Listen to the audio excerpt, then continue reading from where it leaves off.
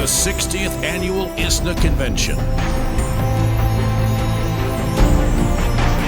60 years of service, navigating the way forward.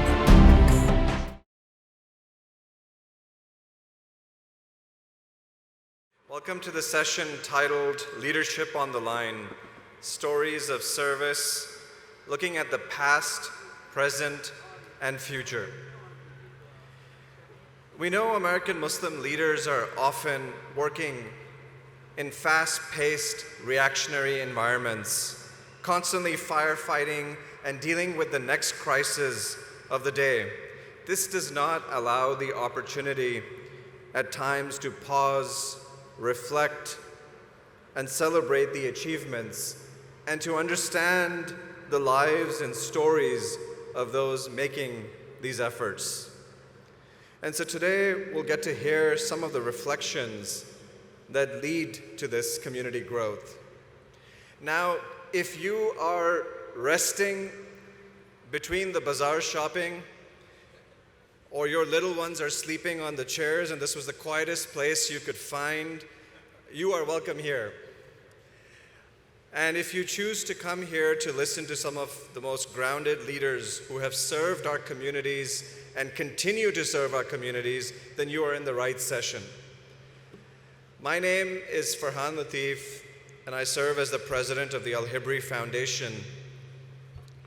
And it is my honor to facilitate this distinguished panel with a conversation.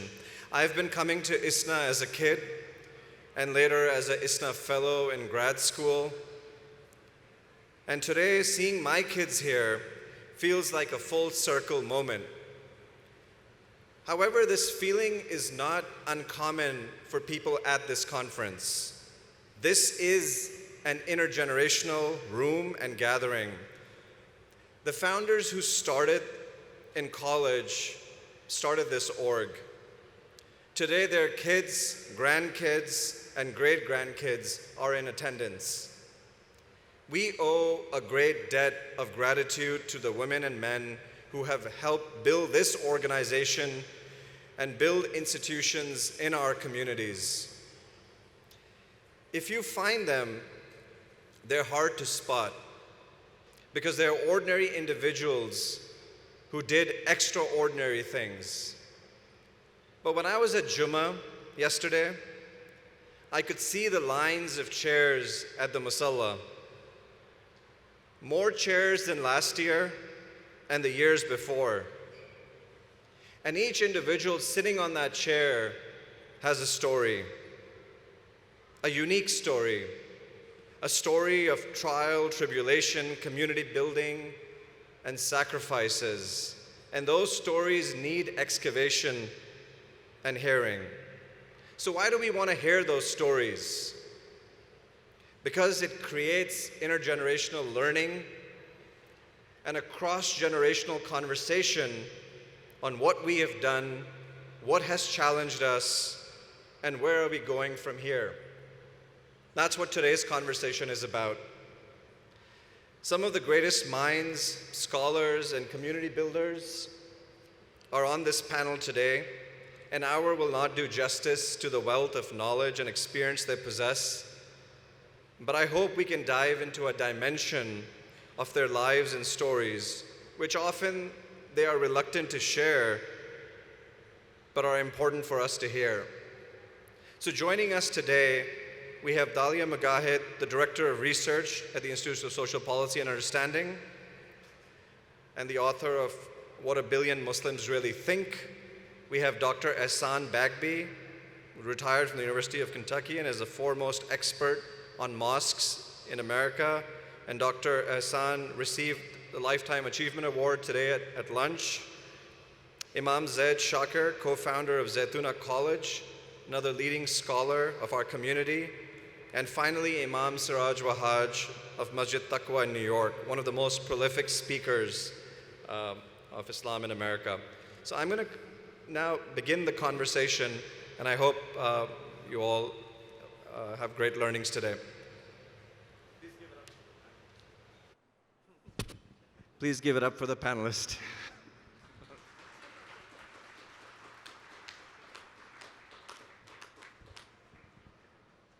So, Sister Dahlia, let's start with you. And this is a question we'll ask all the panelists here. Why do you do what you do? What's your story? What's your calling or your public narrative? Thank you so much, Farhan.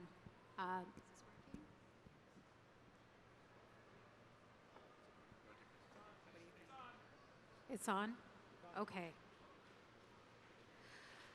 So, first of all, thank you all for being here, and it's an absolute honor to be in this panel with leaders that I grew up listening to at ISNA, and I've told my children about, quoted around the dinner table, and now here I am sharing a stage with them. It's an incredible honor.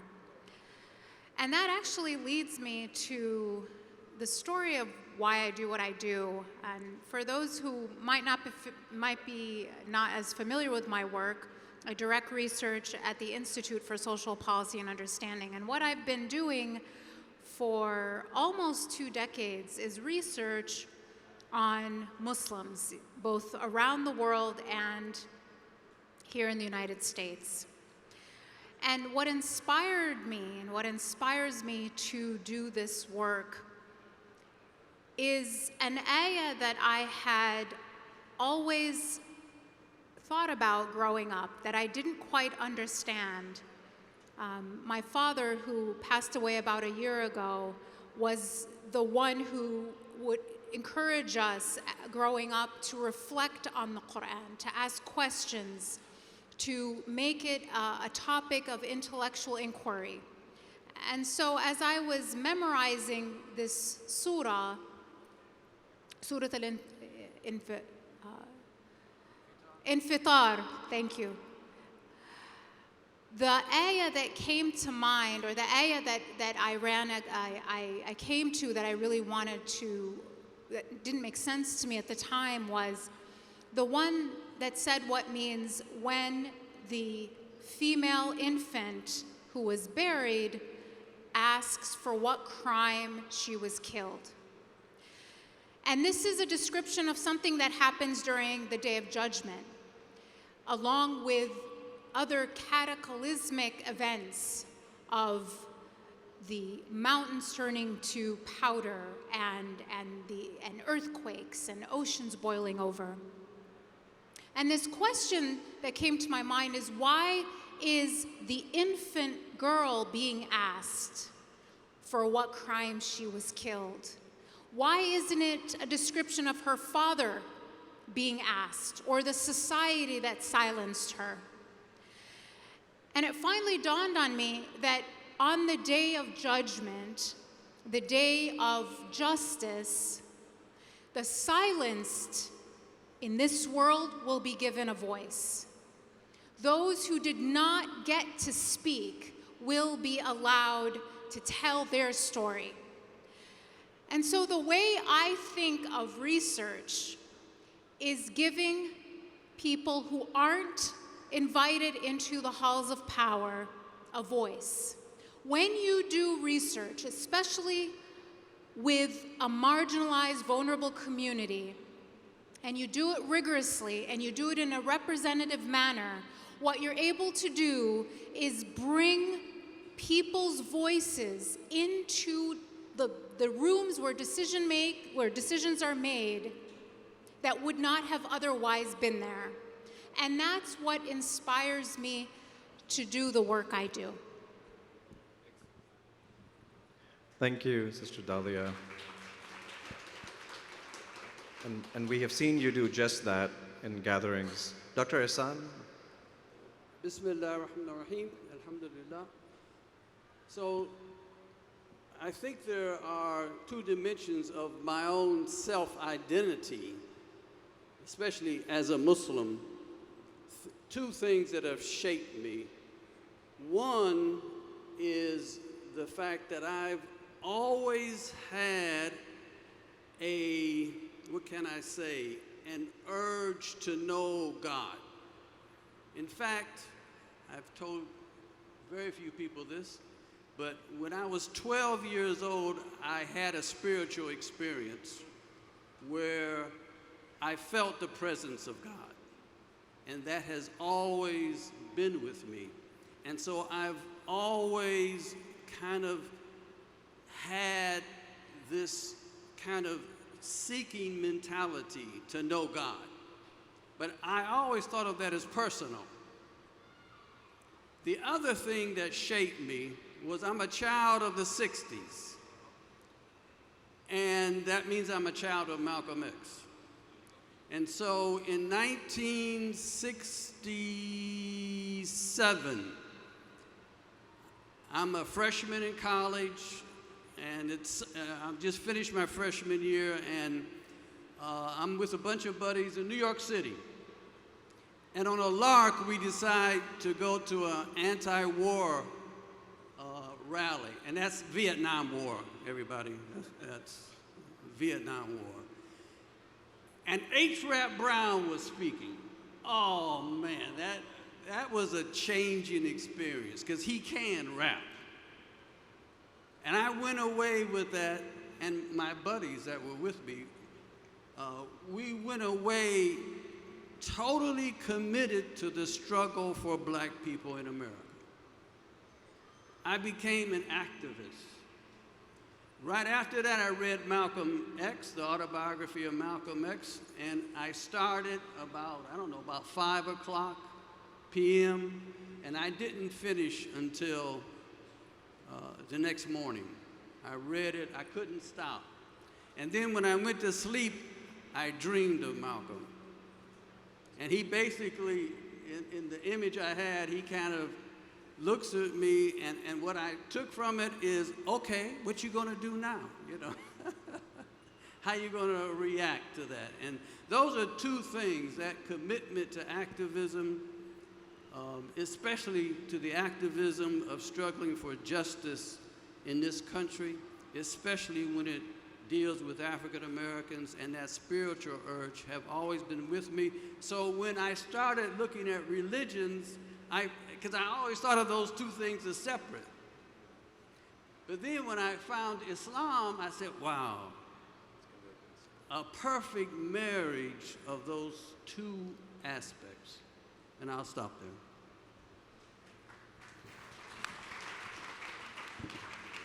Thank you, thank you. Imam Zaid, you remember public narrative and the choice points. What's something that sticks out to you in your childhood that, puts you on this path? بسم الله الرحمن الرحيم الحمد لله رب العالمين والصلاة والسلام على سيد المرسلين سيدنا محمد وعلى آله وصحبه وسلم. السلام عليكم ورحمة الله. I would say there's nothing that sticks out in my childhood that oriented me towards Islam. I do remember in 5th or 6th grade, for some reason, very distinctly, we were at the tail end of the era of school prayer. So on Wednesday you got out early and they bussed you to the church or wherever. Or if you didn't go, you had a prayer in the classroom. I remember saying to the class, we have to face the east and pray to Mecca. But other than that, I had a pretty exciting and destructive childhood. It was when I began to move past childhood that I realized that there were a lot of things that needed changing. I was growing up single mothers. You think 1 or 2 children is rough. I was in a family of 7 children with a single mother. And as I moved past childhood, because childhood is fun, we give names to the roaches, and yeah, we gave names to the roaches. But moving past childhood, seeing a lot of the barriers that were put in our path to prevent us from achieving what a lot of the kids across town had easy access to. That really, and seeing the pain, the suffering, the struggles motivated me to seek a change, as Dr. Ihsan said. And also there was a spiritual longing. There was that desire to face the east and pray to Mecca. And as Dr. Ihsan said, first I thought the let me wrap it up. Solution was in the communist revolution. So I studied Marxism. I was a Marxist, and we were going to change things through a violent revolution as the expanding proletariat overwhelmed the shrinking bourgeoisie. And then I just got stopped in my tracks. You know, where did this whole dialectical, materialistic, dialectical Marx standing Hegel on his head, where did it all start? There had to be a God to create all this stuff to get the ball rolling, to get the dialectic started. And I eventually, after going through transcendental meditation and a whole lot of other things, I found Islam, and I found it a perfect blend. Because Marxism, you had the original theory of Marx and Engels, a very doctrinaire Marxism. Then you had social democracy. You know, the revolution isn't going to be this violent revolution. It's going to be through the political process of Karl Kautsky and Leonard Bernstein. And then you had Lenin. No, it's not going to be here in the developed world. It's going to be in the third world. And so you had Lenin and Mao Zedong, and none of it fit. And then you had the Western Marxist schools, the Frankfurt School and Horkheimer and all these people. The gears didn't fit. The social, economic, political gears did not fit. But when I studied Islam, the social, political, cultural, spiritual, economic, all the gears meshed. And I said, this cannot be from a human being, because human beings tried to affect this synthesis and they failed every time. So I became a Muslim and lived happily ever after. Takbir, Allahu Akbar. Thank you. Imam Siraj?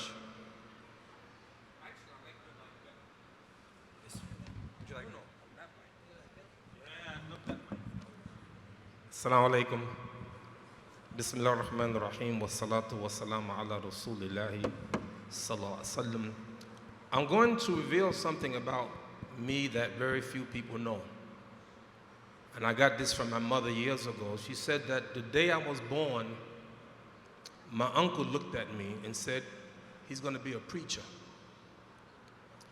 And when I was a teenager, I taught in the Sunday school. And me and my brother got an award for 100% attendance in the church.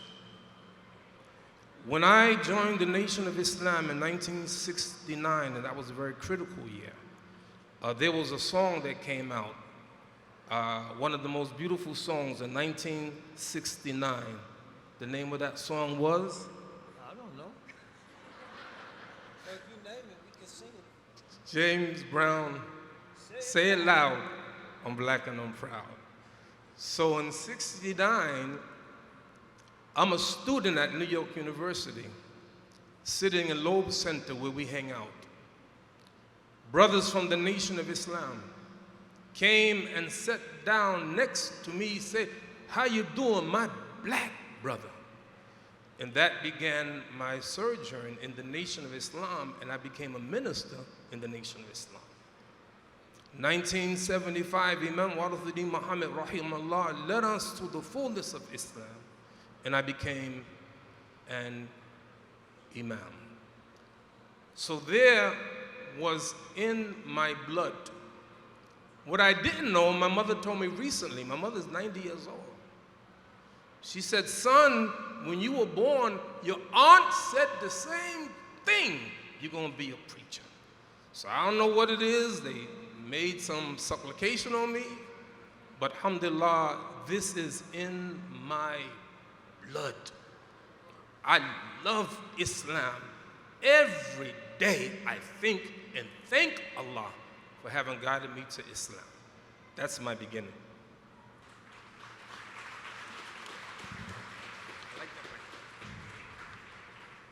Thank you. Thank you so much for sharing. It gives us a grounding of what gets you to where you are today. But we know that working and serving in this community comes with its trials and tribulations. If you work in the American Muslim community space or serving this community and these communities, there's some high points and there's some personal challenges and sacrifices. Dalia, what have you found to be most challenging working in the space? And connected to that, what sustains you through that journey when you hit, that moment of great difficulty? And then finally, what do you recommend we can do to solve for that within our ecosystem of our work?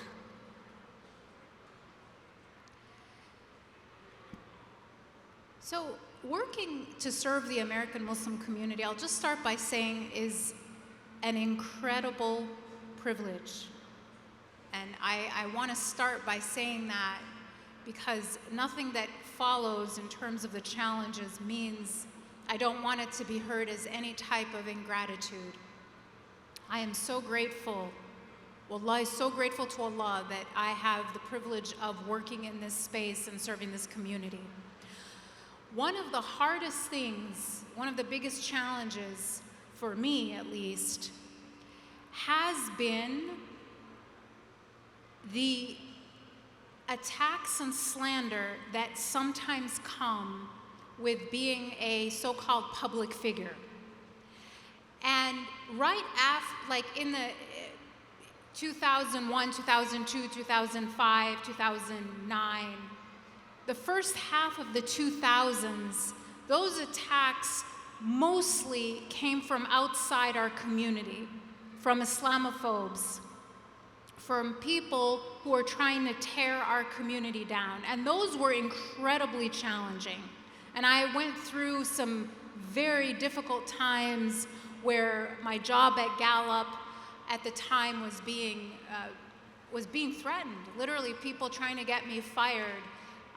There was going to be this huge expose done on me on Fox News, and it was squashed at the very last minute by the grace of God. So there were all these challenges from outside the community, and that was incredibly stressful. But it pales in comparison to what happened basically starting 2016, 2017, which is that the attacks now come mostly from within our community. And the inside attacks from people who are, identify as Muslim, are far more painful. It's like the difference between being attacked by an enemy and being attacked by a member of your own family. So for me, that's the most difficult part of this work. Now, two questions that follow that, right? What sustains me and what should we do to solve for this? What sustains me is the following. There are at least 4 things, and I'm gonna give this to you as quickly as I can for all of you in the audience that might be dealing with the same issue. The first thing and the most powerful advice I've gotten about this is I had a colleague once tell me, Delia, donate your reputation as a sadaqah to the ummah in the way of Allah, and then it'll never hurt you again. Because every time you see a post against you, you'll be like, well, there goes, another sadaqah. There it is, another donation. And that was a beautiful piece of advice. The second thing that helps me is to remember that we are in good company, because even the best of creation was slandered. The third thing, and I'll probably just stop here so I don't go too long, is that discomfort with being a public figure, those inconveniences, those pain points, keep us from being attached to that fame, because it has its advantages, right? No one can deny that. It's nice sometimes to be, a name that people recognize. You do get some perks from it. It does throw you some bones. And if you didn't have that discomfort to go along with it, you'd get way too attached to it. So I'm grateful for that. So what should we do to solve for this problem? I actually really think it's very important that we set up some kind of a rapid response system to address. 2013 Nissan Sentra, gray in color, license plate BPN 970 out of Minnesota. Come to the security office. Oh, wow. This would not be an Islamic conference if this announcement did not happen. Someone's parked wrong, All right? please. Alhamdulillah, it's authentic. We're the real deal. We need some mechanism. We need some support systems for people who are. A gray Nissan Sentra, license plate BPN 970 out of Minnesota. Come to the security office. So I'll wrap up here. Yeah, Sadaqa, exactly. The support systems for people who are putting their necks out, serving the community and being attacked for it, whether it's from the inside or the outside, that support system needs to be in place. And it can look like, something as simple as scrubbing your address from the internet, because sometimes people are doxing you and threatening to come to your house. So it's a real thing, to just helping people with their mental health. It's very, very taxing sometimes on your mindset. So thank you. I'll stop there.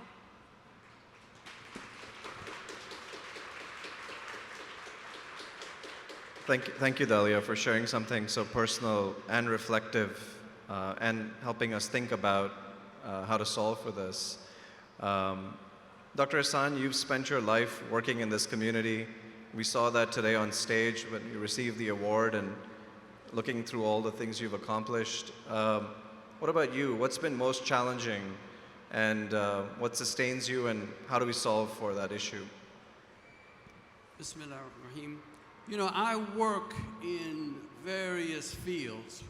Professionally, I study masjids, and my real purpose is to hopefully recommend, to provide information that will strengthen masjids. So I'm in masjids trying to help facilitate a change process of improvement. I've been a professor for, 30 years. I deal with young people. And in my city, in Lexington, Kentucky, I'm very active with students in particular, but young people in general, in various activities.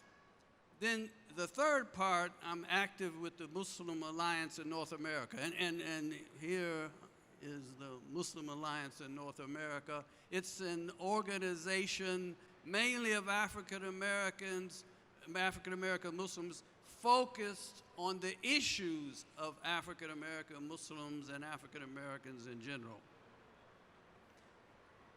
Now, in those arenas, the one challenge that I see is the divisions within the Muslim community, divisions between African Americans and our immigrant brothers and sisters, divisions within the African American Muslim community, divisions within the first generation immigrant community.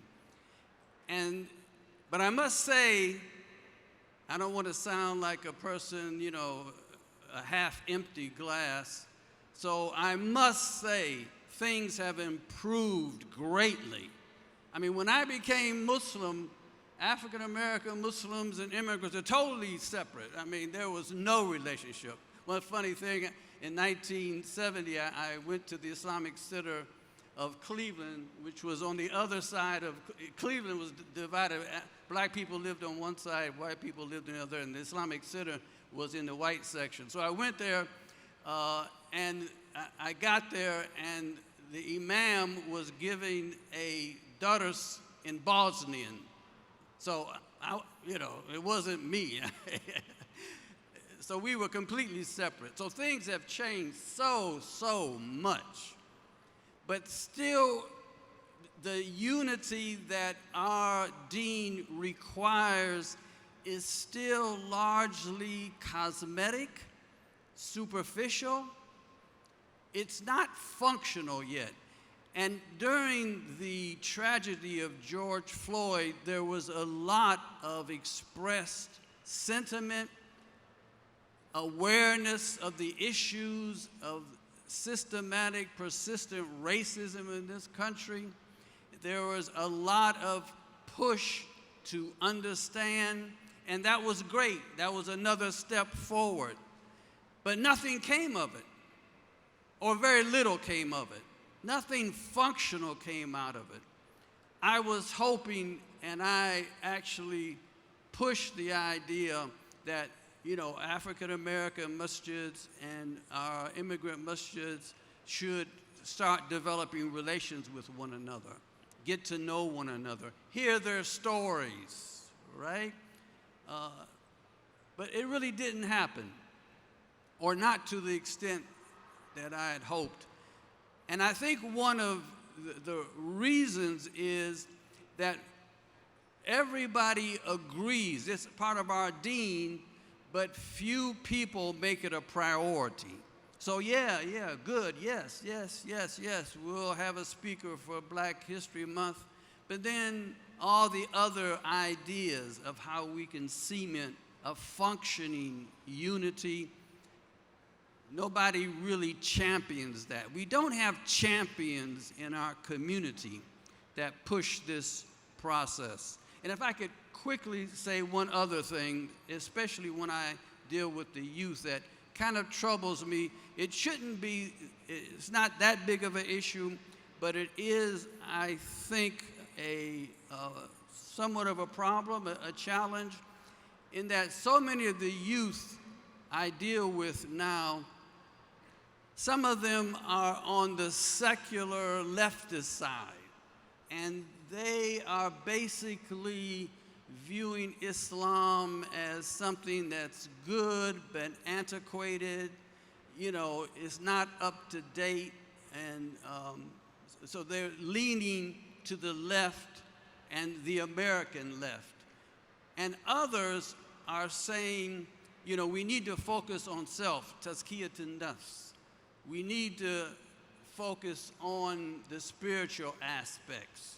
And with that, a sense that traditionalism or the madhabs are to be followed, you know, faithfully.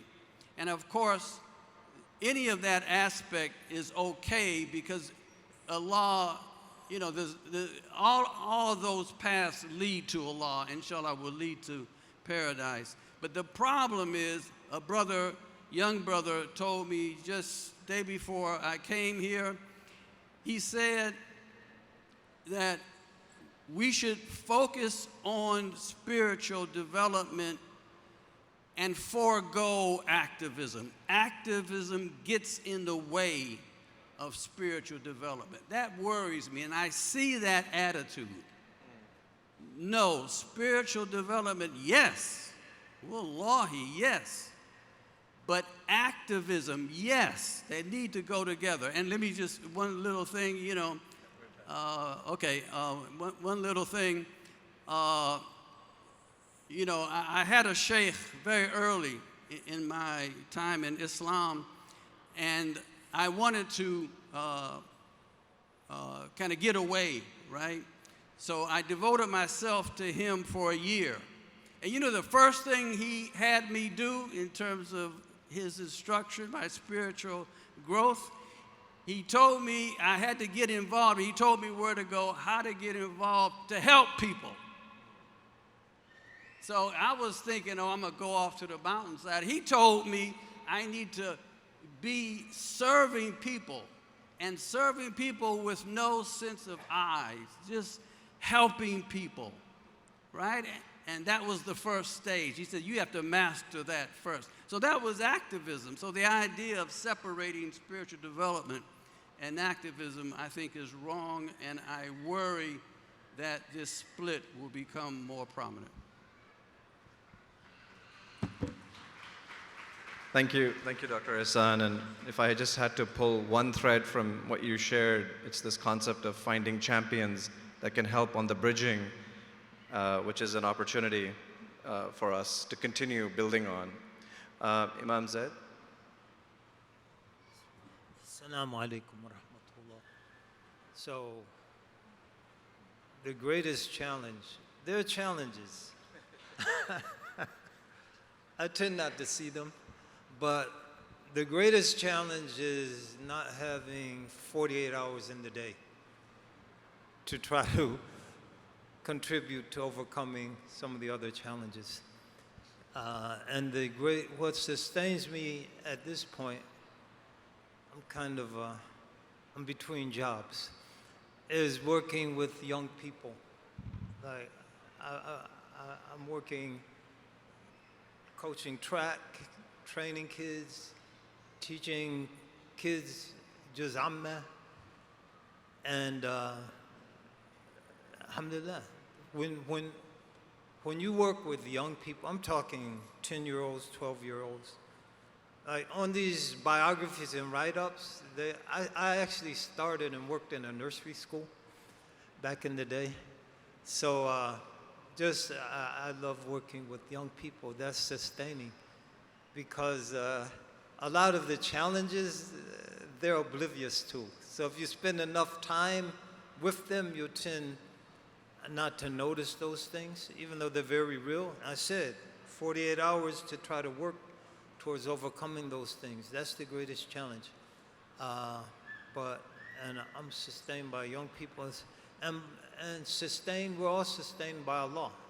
So I think just realizing how much we need Allah, that will sustain us, because the more that there's a qasida that people see that's very popular.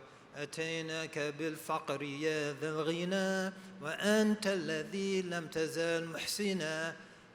أتيناك بالفقر, we come to you acknowledging our need. يا ذا الغنى, oh the one who's free of all needs. وأنت الذي لم تزال محسنا, and you're the one who continues to be so good to us. And so يا أيها الناس أنتم الفقراء والله هو الغني الحميد. Oh people, you are in desperate need of Allah. Allah is the one who's independent of all need. When we recognize our need, we can do more to address those challenges, because we're doing it through Allah. And Allah has unlimited strength and resources. So that sustains me. Assalamu alaikum. Alaikum salam. Thank you.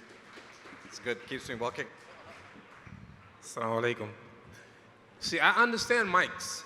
It makes a major difference. And the moment I heard this mic, I said, I want that mic. Listen, Prophet Ibrahim alayhi salatu wasalam told his son Ismail that Allah has ordered me to build his house. Will you help me? He said, yes. So we have Masjid Haram. And then the Prophet alayhi salatu wasalam built his masjid in Medina. So I said that what I want to do, I want to build the masjid. We started in 1981 with 25 members of Masjid al-Taqwa, all of them African Americans. I'm going to show you a clip in 1 second of our masjid, Masjid al-Taqwa, the Eid before last. You will see the overflow crowd. The masjid is packed, over 1,000 people in it. So we're going to show you a 1-minute video of the people on the outside who couldn't get in. So if you can show that video, inshallah, then I'm going to have some commentary.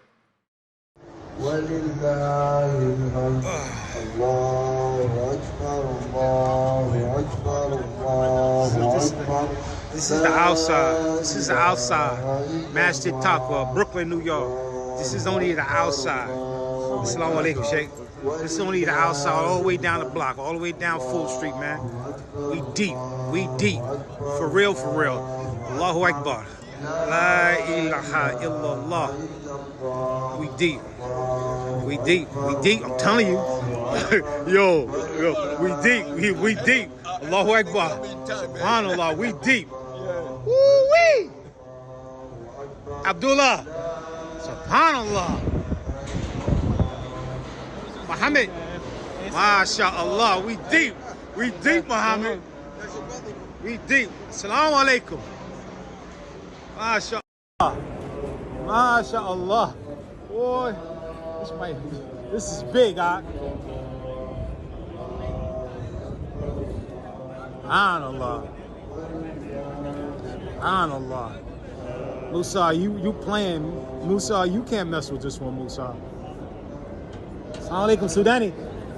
MashaAllah. MashaAllah. Assalamu alaikum. MashaAllah. I gotta send this to the Imam. He wanna know how many people outside. MashaAllah.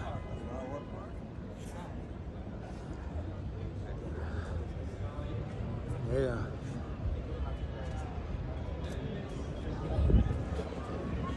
Walking back down the block.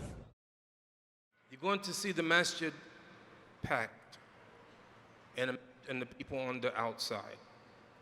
Our challenge, every masjid has two doors. There's the front door by which people become Muslim. And then we have a back door, but we leave Islam. Our job is open wide that front door and close that back door. And so this is the great challenge that we have among the Muslims. I'm going to leave you with the words of Allah subhanahu wa ta'ala. Allah gives many messages on different levels. He says, Kutiba alaykumus siyam. Fasting is prescribed for you. Then he said, Kama, Kama. Just like it was prescribed for those who came before you. Allah has given us a message. He wants the Muslims to understand a message. وَأَنزَلَ التَّوْرَاةَ فِيهَا هُدًى وَنُورٌ. And we sent down the Torah, in it is light and guidance. And we sent him who is Isa, al-Injil, فِيهِ هُدًى وَنُورٌ. And it is light and guidance. And then he gives us a warning. لَا تَكُونُوا كَالَّذِينَ نَسُوا اللَّهَ فَأَنسَاهُمْ أَنفُسَهُم. Don't be like those who forgot Allah. Therefore Allah caused them to forget themselves. Our job is don't forget. I'm going to give you one example and then you can take your mic. I'll walk it over to you. You know, if you go back 1900, United Kingdom, 11 million square miles, 390 million people, the most populated nation on the earth at that time. 24 time zones, and they used to brag that the sun never set on the British Empire. That's how big it was. But look at it now. One state in the United States, Texas, almost 3 times bigger than the United Kingdom. What happened? From 1960 to now, 16,000 churches have closed in the United Kingdom. I studied a report lately. Some Christians said that in the last 25 years, 40 million Americans stopped going to church. This is my concern. The Prophet ﷺ said, you will follow those who came before you step by step and inch by inch, so that if they crawled in the hole of a lizard, you fall right behind them. I said, Ya Rasulullah, you mean the Christians and the Jews? For men, yes. So my concern, while we have people coming into Islam, and that's what I'm going to talk about next minute, inshallah. But we want to make sure that our children and everyone else, that they stay in Islam. Open that front door and close that back door.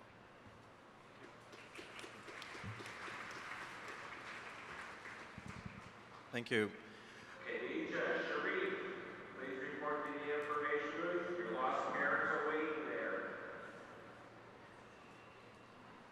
Sister Dalia, thank you, Imam Siraj. When we look ahead now, I mean, we look at these pictures in the background. It's reflecting on the last 60 years of the history of ISNA and MSA and the past, right? That's the backdrop that we're sitting in. And when you think about the next 100 years, what's something that you're concerned about or that you think that our community should be prioritizing when we look ahead? So this is thinking a little bit ahead. Thank you, Farhan. And I'll start by saying that I don't consider myself a very futuristic thinker. I tend to be much more of a student of history than the future, but I'm going to do my best to answer this really hard question. as I reflect on the seerah of Rasulullah alayhi salatu wassalam, what I see is a leader who was born into a system that privileged people just like him. He was from the elite tribe and the most elite clan of the most elite tribe. He was born an orphan, so he understood vulnerability, but at the same time, he married well and he was very comfortable. And he was well thought of in his community.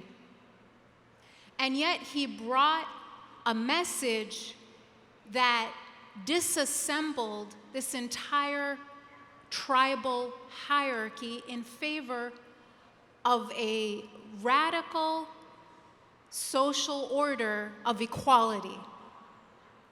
So he disassembled a hierarchy that favored him, people like him, in favor of equality and justice because it was the truth.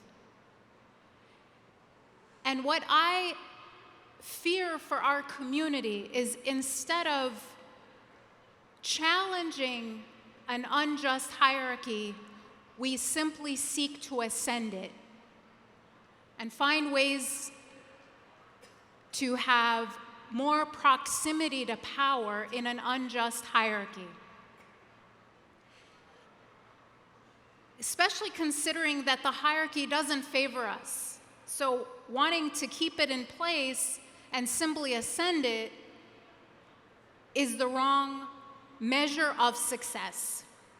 So if I think about the next 100 years, I think the first thing I would like to do, or sort of start the conversation, is to define what success looks like in light of the truth of our tradition. And that success means challenging a social, economic, political order that is unjust, and asking, how can we propose and model solutions to the problems that we have in our society? So perhaps that looks like different economic models and different economic systems and different types of banking systems that solve the problem of predatory lending, as just one example, where we expand our already existing contributions to healthcare inequality, where we expand our already existing contributions to better education for all. So I guess I'm going to just leave it there, perhaps by offering a different paradigm and asking a different question of, what does success even look like for the American Muslim community, and are we currently defining it the right way?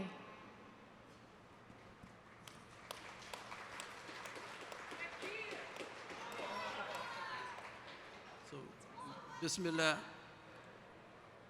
100 years seems a long way away. I share your sense, Mr. Dahlia. And any sociologist will tell you that the danger to an organization is in the transition from one generation to the other. And our community is in that phase of transitioning to another generation. And 100 years from now, we will have 3 generations. So this is a very dangerous time for us. This is a very dangerous time for the Muslim community. And one of the things that has to change to ensure our future is masjids need to change. This has been my advocacy for some time, and I don't see, what can I say, major changes. Some masjids have really taken the challenge to be welcoming, to be inclusive, to make sure that young adults feel welcomed, that they are given roles to play, that they are giving opportunities for leadership. But right now, I think that type of masjid is still the exception. And we need to work in the next, decade or so, because we get, no, you dyeing your beard? I don't, anyway. Anyway, we're getting old, and we need to pass on the baton. Now, the other thing I think is the challenge that every generation has to find its own identity, and more importantly, as a Muslim, its own mission.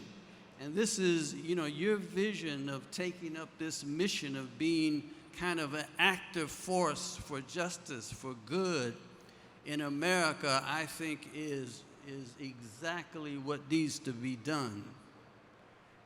With the idea of tazkiyat an-nafs, with the idea of, what is our religion about first? First it is about iman and akhlaq, but also it is about a mission in America. And so the challenge is for the next generation and the next generation after that to try to define its mission. Thank you, Dr. Hassan. Imam Zaid. Assalamu alaikum. MashaAllah, Sister Dahlia and Dr. Hassan really hit home on what I wanted to say, so I'll say it in different words. First of all, I think 100 years from now, we have to have a vision of Muslims still looking, worshiping, praying, smelling like Muslims. Because our country tends to reform religion. And our Prophet sallallahu alaihi wasallam, he said, "Taraktukum ala al-mahajjati al-bayda, laylaha kan-nahariha, la yazighu anha ba'di illa halik." That I've left you on a very clear path. Its night is like its day. Some people say it's as clear. It's so clear that it's clear in the brightness of the sunshine and is clear in the darkness of the light. And some, its beginning is like its end. Its end is like its beginning. No one deviates from it after me, لا يزيغ عنها بعدي إلا هالك, except one who is damned and destined for hell. So I pray we don't deviate, and that 100 years from now we are recognizably Muslim, recognizably to our Prophet sallallahu alaihi wasallam as were he to come back. And we don't have rock bands in the masjid, people choosing their masjid based on the quality of the bass player. He's a preacher. And secondly, that we have a vision of a different type of world. When we ask a question about a vision in America, America is a global empire. So I think Dr. Hassan, someone mentioned the sun never sitting on the British Empire.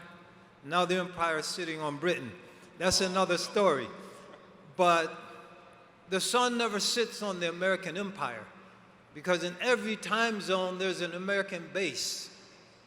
And those bases are part of a mechanism to, if you look why Africa must remain dirt poor. Recently, a lecture in The Hague, and we have AFRICOM now. AFRICOM has $1 billion base in Niger. And those bases to ensure that France can have 1/3 of their electricity powered by the uranium of Niger, and Niger, 89% of the people have no electricity. So we have to envision a world where we have a consciousness that the cobalt in our electric car batteries to catalyze the lithium are being dug up by people in the Congo with their bare hands, heavy metal poisoning, that this is an unacceptable status quo. And we in this country, 100 years from now, we all live. I have a cell phone. I'm not lying.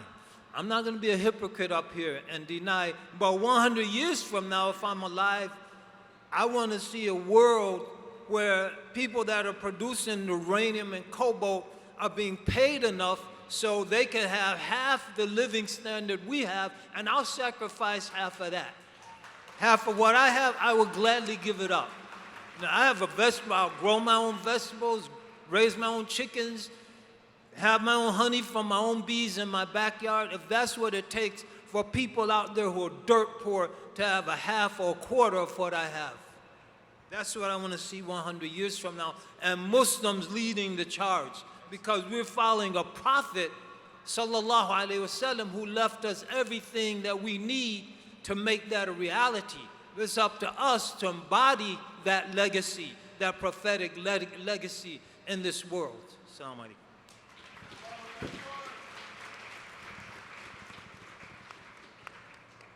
Assalamu alaikum.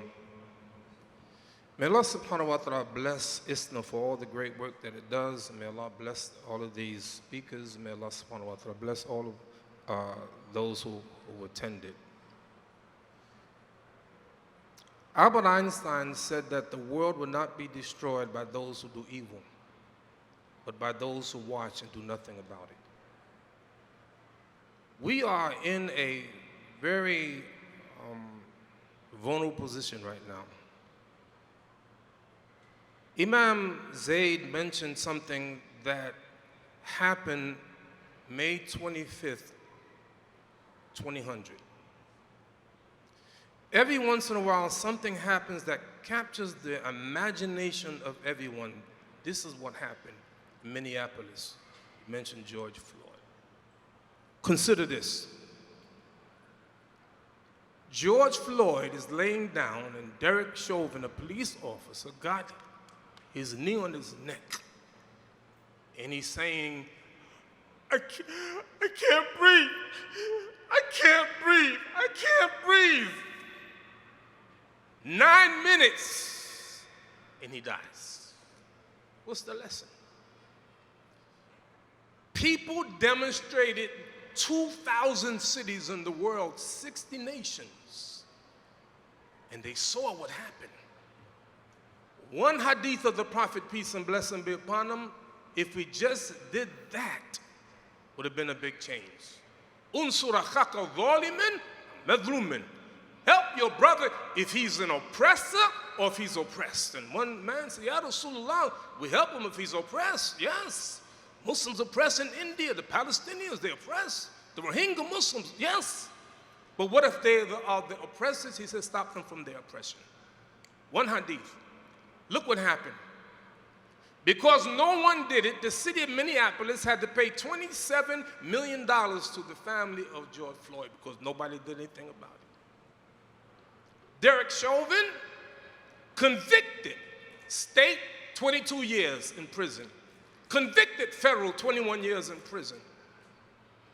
What about the 3 police officers who did nothing and didn't hold his hand, didn't stop him, didn't say, well, Derek, maybe you shouldn't be doing, no, don't do that, Derek. They went to jail too. It's called aiding and abetting. You stood there and you watched. It sounds like a hadith of the Prophet, peace and blessing be upon him. He said there's good people and bad people in the ship. And the bad people begin to drill a hole in the ship. He said if you stop them, you save them and yourself. If you let them go, you destroy them and yourself. So we as Muslims have to step up. Now, can I be honest with you?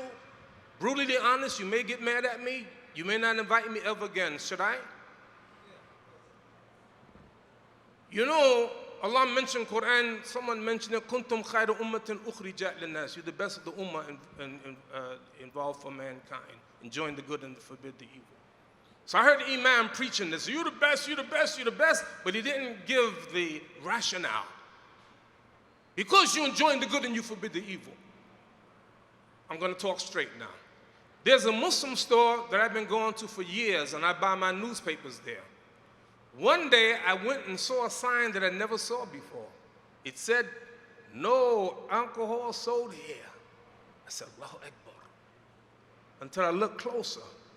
No alcohol sold here on Sundays before 2 p.m. You get my point? So a brother Rami from Chicago told me years ago something I didn't believe it. He said, Imam, there are 3,500 liquor stores in Chicago owned by Muslims. So we have to get rid of the internal contradictions if we really love the people.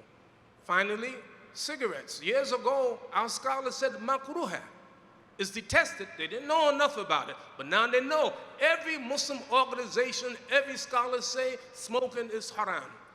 If you don't believe that, then listen to the World Health Organization. They said if the nations of the world do nothing about it, by the end of the 21st century, 1 billion people would have died as a result of smoking cigarettes. We have to be advocates for the people and show the people that we care about them.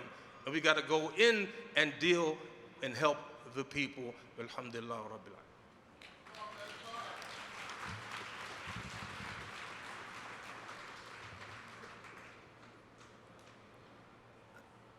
As we come to the close of this session, and we started with understanding what brings you to this work, what grounded you spiritually,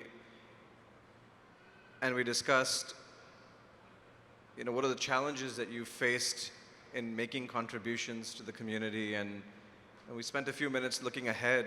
What are the challenges that still lie ahead that need to be solved for, and communities that we should not forget, and thinking about what the future looks like and what success looks like.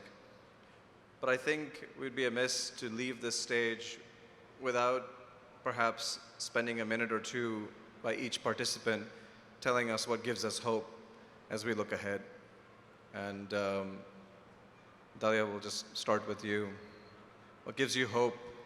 What should give us hope as a community, even though we have all these challenges, to keep at it?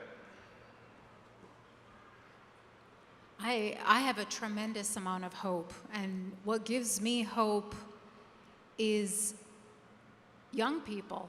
It really is. I see that as challenging as it is, I see that young people are interested and wanting to learn about their faith. And I say that even from research, where if you look, we rail about young people all the time. I mean, I know that I definitely am guilty of that myself. But when you look at the research, what you find is that unlike the general public, young Muslims are as likely as their elders to say that religion is important to them. And that is very different from their generational peers, who are far less likely to care about their faith compared to their elders outside of the Muslim community. So it gives me hope that we still have this strength of young people being committed to their faith. But that also gives us a challenge that we have to create spaces for these young people to flourish.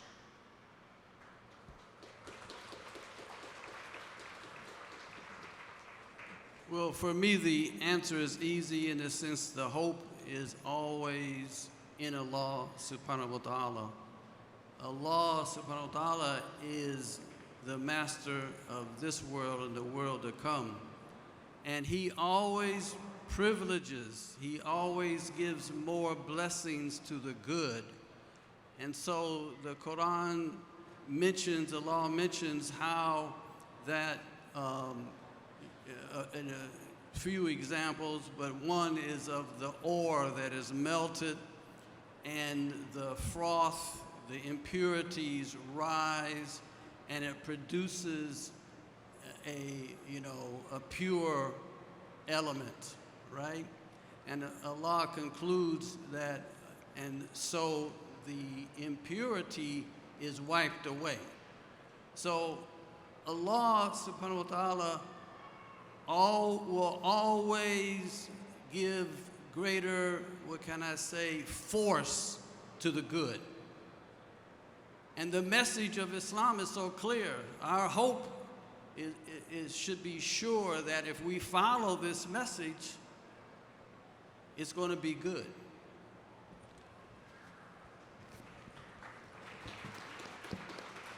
Alhamdulillah. I get hope from Allah and His Messenger. The Prophet said, man, whoever Allah wants good for, He gives them a sound understanding of the religion.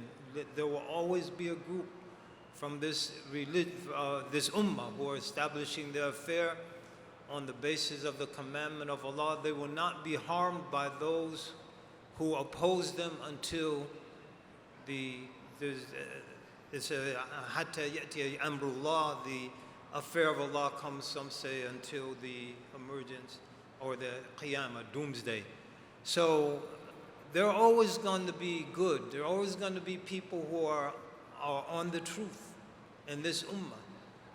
My ummah is like rain. You don't know if the first part or the best part, or the last part rather, contains the good. So my brothers are those who will you're my companions. My brothers are those who believe in me, haven't never seen me, who will come at the end of time. So there's a lot of hope for this ummah. And that's hope. And as Dr. Dalia mentioned, the young people, there are definitely challenges. Imam Taraji said the young people scare me. There's some scary stuff going on. I thought I heard Imam Siraj, I could be mistaken, say that the young people scare him, but there's some scary young people out there. But there are also some very incredible young people. Absolutely. And I'll give you one example. When I converted to Islam, way back in the day, it's night back there now, and 1977, when Ramadan came, people were scrambling to try to find a hafiz to lead Taraweeh. They're calling the Egyptian embassy, the Pakistani embassy. Now, most masjids, there are 4, 5, 6, 10 young people who can lead the Taraweeh prayer. We had in Oakland and Lighthouse Masjid, we had a rotation of 5, and then the one brother was squeezed out, so he said, I'll do it in Qiyam during the last 10 days. I'll do a khatam. And that's happening all over the country. That's a lot of hope. So may Allah Ta'ala bless our young people. Scary young people, hang out with the ones that are less scary. Salam alaikum.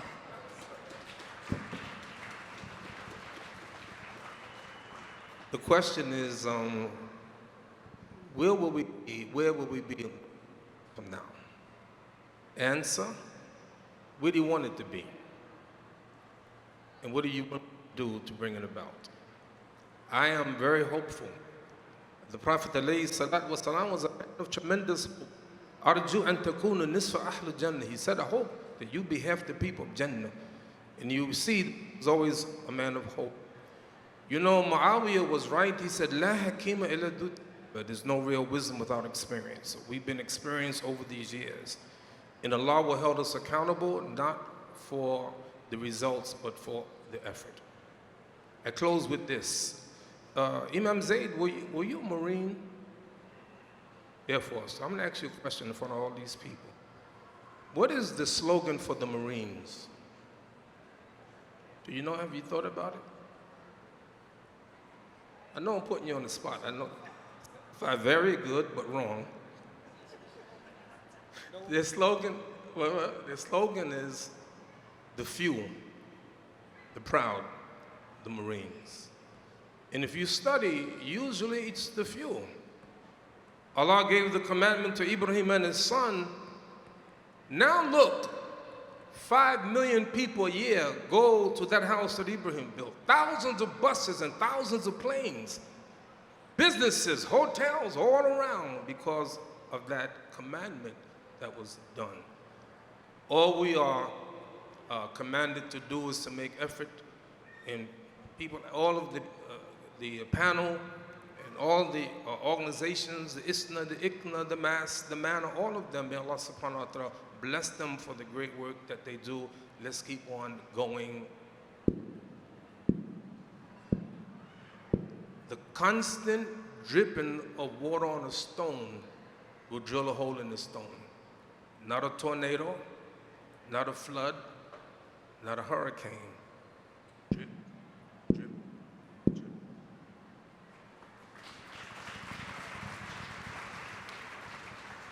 Please join me in thanking the panelists, Sister Dalia Mujahid, Dr. Ehsan Bagby, Imam Zaid Shakir, Imam Siraj Wahaj. Thank you so much for sharing your experiences, and thank you so much for joining us.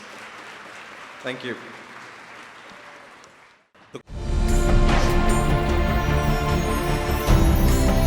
The 60th Annual ISNA Convention. 60 years of service, navigating the way forward. Alayhi salatu wasalam was a man of tremendous hope. Arju an takuna nisfa ahl Jannah. He said, I hope that you be half the people of Jannah. And you see, he's always a man of hope. You know, Muawiyah was right. He said, La hakima illa dud. But there's no real wisdom without experience. So we've been experienced over these years. And Allah will hold us accountable, not for the results, but for the effort. I close with this. Imam Zaid, were you a Marine? Air Force. I'm going to ask you a question in front of all these people. What is the slogan for the Marines? Do you know? Have you thought about it? I know I'm putting you on the spot. I know. Very good, but wrong. Their slogan is the few, the proud, the Marines. And if you study, usually it's the few. Allah gave the commandment to Ibrahim and his son. Now look, 5 million people a year go to that house that Ibrahim built. Thousands of buses and thousands of planes. Businesses, hotels all around because of that commandment that was done. All we are commanded to do is to make effort, and people, all of the panel and all the organizations, the ISNA, the ICNA, the MAS, the MANA, all of them, may Allah subhanahu wa ta'ala bless them for the great work that they do. Let's keep on going. The constant dripping of water on a stone will drill a hole in the stone. Not a tornado, not a flood, not a hurricane. Drip, drip, drip.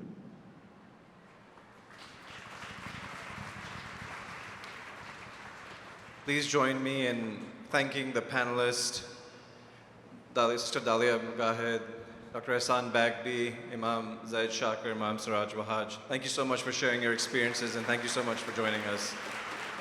Thank you.